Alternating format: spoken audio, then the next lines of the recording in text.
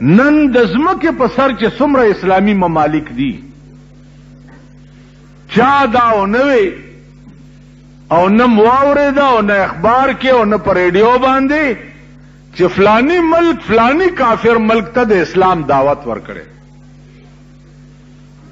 دا اوس موږ د پاره څومره د رسوایۍ خبره وه چې نن یو عرب مسلمانان دي په ځمکه باندې، یو عرب، نن یو عرب مسلمانان د کعبه د تحفظ د پاره امداد چې دی هغه د امریکې نه غواړي. امریکې ته وایي چې ته راشه او ته د دې پاکې خاورې حفاظت وکړه. نن دا د امت مسلمه د پاره ډېره لویه د شرم خبره نه ده. دینه زیات رسوایی به د یو اسلامي دنیا د پاره بله څه کېدی شي. بیا تاسو دې ته وګورئ چې نن یو سړي ته تمام کافر ملکونه یو دي، ځکه چې دنیا کې حکومتونه خود کافرو ملکونو زیات دي. نو تمام کافر ملکونه دا ټول یو دي او بیا شپږته که برای نام مسلمان ملکونه دي هغیم د حمایت اعلان د امریکې وکړ.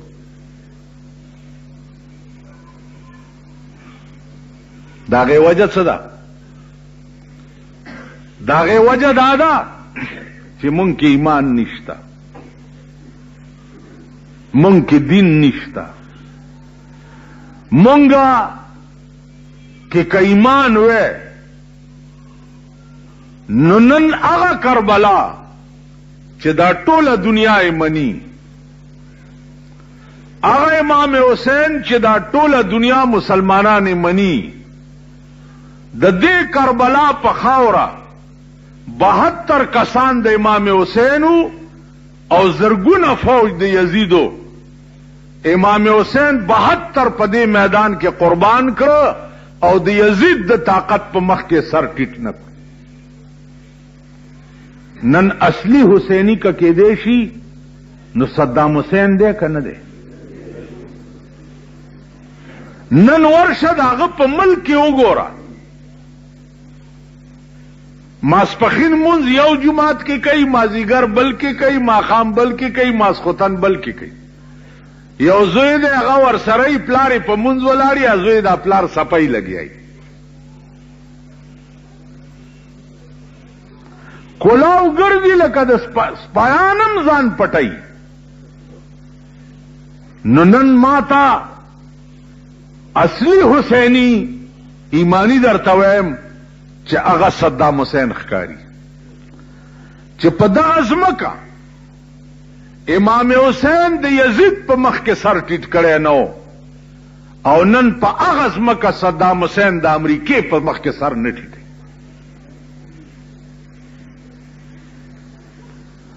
نن زما ملک روان دی امن مشن باندې.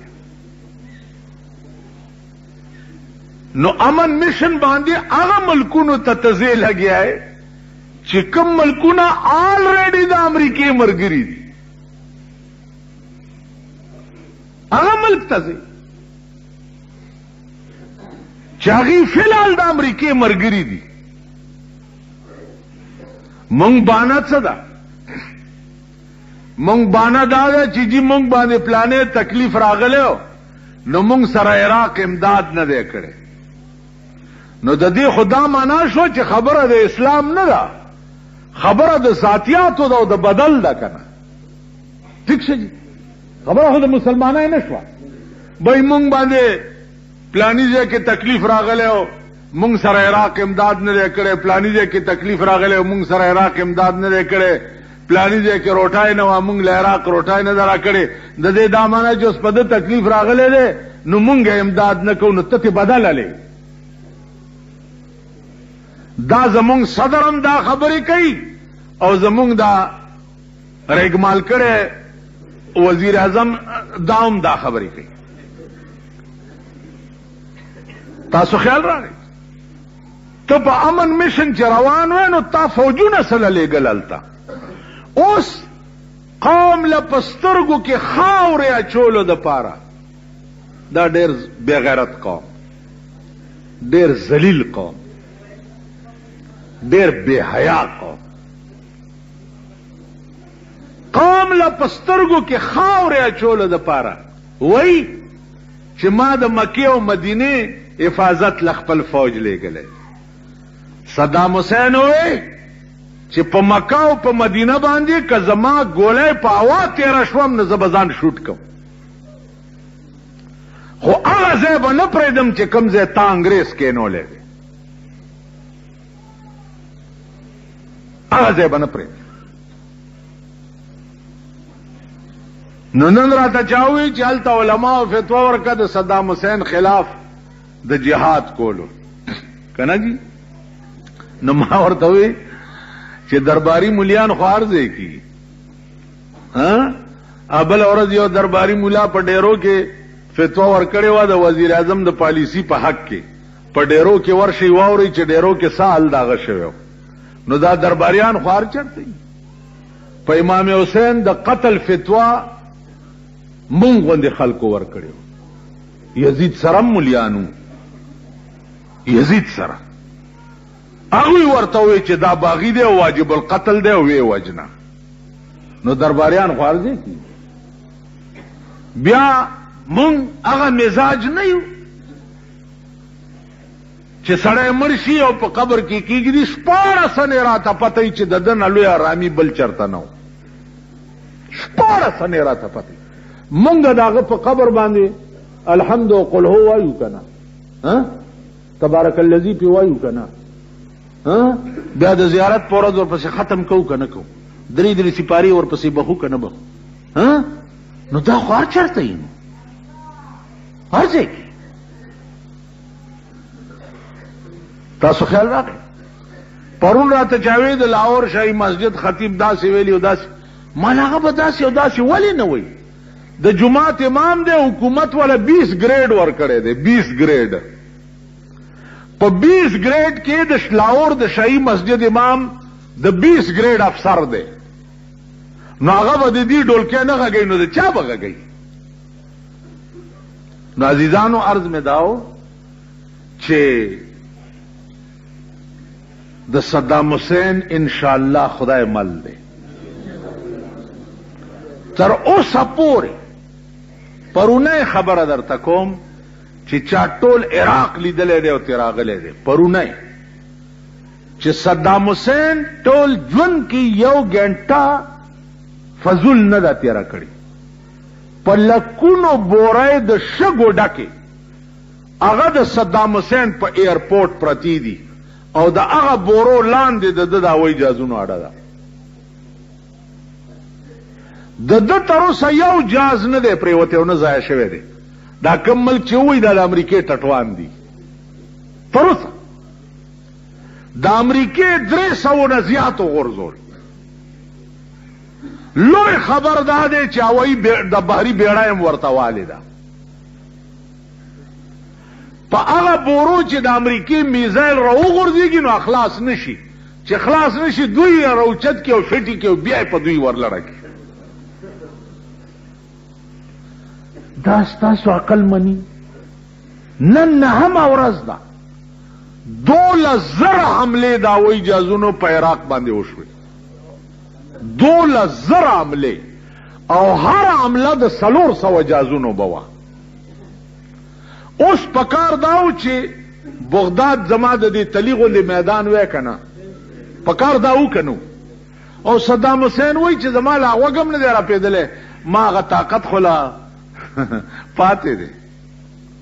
اوس امریکا دا اریانه ده چې دې صدام حسین هغه فوج چې په خاص وخت کې بیدار او باسي چې دا یې پټ کړی کم ځای دی، ځای ورته نه معلومیږي. نو عزیزانو عرض مې داو چې دا الله نوم یې اغستی دی، ما خو نه لیدلی دی نه مې کتلی دی، نه بغداد ته تلم، عرب ملکونه مې لیدلي، بغداد ما نه دی لیدلی. خو زه په خدای قسم درته خورم چې په دې فوټو کې مې دا لاسونه داسې په دعا لیدلي دي که نه، چې دړنه مې ورته دعا وځي چې خدای د ده ملا خو مه خړوه. دړنه بادشاهان او داسې دعا، دا دواړه لاسونه یې داسې کړي دي لکه دا یو ډېر عاجز سړی چې دعا کوي. زمونږ دا خویامخي چې دعا کوي دی داسې کوي. کوي که نه کوي؟ دا داسې کوي. هغه داسې کړي په ګوډو ناست دی او داسې کړي. هغه لاسونه د عاجزو خلکو د دعا غوندې کړي. نو دې لاس کې به خدای ورته ډېر خیر اچوي انشاءالله. دا زمونږ ایمان دی او دا زمونږ دین دی. بیت الله شریف زمونږ ایمان دی او زمونږ مذهب دی. مدینه منوره زمونږ ایمان دی او زمونږ مذهب دی. انشاءالله هغې ته به تعرض نه کیږي او نه به هغې ته خدای نوبت راولي. درې خبرې دي. امن میشن باندې ته چې کوم ملکونو ته تلې ماما مونږ خطا کوه ما. درې خبرې واضح. صدام حسین اوسم وی چې کویت نه زه په دې ټکي فوج وباسم، خو اسرائیل چې کوم یهود دي هغې د بیت المقدس نه فوج وباسي. زما قبله اول چې د کوم ځای نه رسول الله صلی الله علیه وسلم خدای ته تللی و د یهودو په قبضه کې دی. ته د هغې نه فوج وباسه.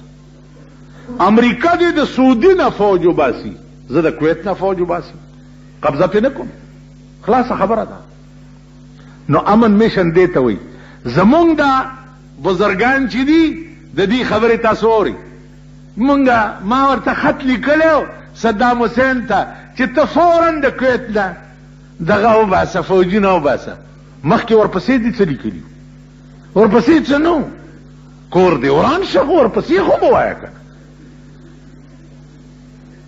نن د عربو بچی کباب په اسرائیلو چا کړه؟ امریکې نه دي کړي. د فلسطین مسلمانان کباب چا کړه؟ اسرائیلو نه دي کړي. اوس بل د آرامتوب چال ته وګورئ د امریکې بل. په اسرائیلو خدای لګیا دی میزایل یې ورغورځوي که نه. اوس هغې اسرائیلو ته جولی غواړئ چې تاسو حمله ونه کوئ. که تاسو حمله وکړه دا مسلمان ملکونه به زما د ملګرتیا نه کټ شي. دا بل د آرامتوب چال وګوره. نو عزیزانو هغه لوبه د شیطانت نه ده پاتې چې زمونږ په دې ملک کې امریکا کوي نه، او مونږ یو انتهایی امریکا نواز. مونږ د امریکې امدادونو وړاندې کړي یو او د امریکې امدادونو تباه کړي یو، او نن پاک سرزمین باندې د امریکې بربنډې جنکۍ د مسلمان قوم د بې اتفاقۍ د لاسه ګرځي. د کویت مسله د مسلمان مسله وه. د مسلمان مسله د مسلمان ملکونو فرض و چې هغې حل کړی وی. په دې کې د امریکې څه کار دی چې امریکا پکې راتله. اوس بنیادی خبره بله واورئ اخیری. کویت معاهده شوې وه د امریکې سره چې دا د تیلو کوي به زه تاله در کوم. په لیز یې ورکړي دا کوي به تاله در کوم. 1,000 کوي باندې امریکې قبضه کوله او دلته خپله اډه جوړوله.